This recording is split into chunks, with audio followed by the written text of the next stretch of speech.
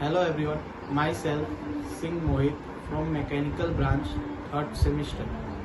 Today we are going to discuss our COM project, Heavy Object Elevation. Before we understand the project, we need to know what is COM. So its full form is Kinematics of Machine. Kinematics of machines deals with the study of relative motions of the machine parts. It involves the study of position, displacement, acceleration, velocity of machine parts. Dynamics of machine involves the study of forces acting on the machine parts and motions resulting from the machine parts. So let's talk about the materials required for our project. So at first we need a plywood for the base of the project, and then we need a 5 diameter pipe as a cam, and then we need 15 diameter pipe for the follower, and it should be divided in 5 parts. And we also need bearings used on the follower for the frictionless movement of the follower. So let's talk about the working methodology.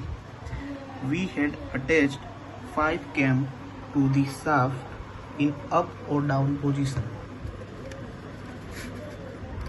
as you can see here, and then placed 5 follower on a cam one by one, and each follower should be larger than other one. Here is our follower and it should be larger than other one. A square box with circular curve on top of it placed to carry a circular object. When we rotate shaft, it converts rotary motion into reciprocating motion. Due to opposite position of cam and change in size of follower, our object will elevate from here to here. We had made our project Heavy Object Elevation using cam and follower concept.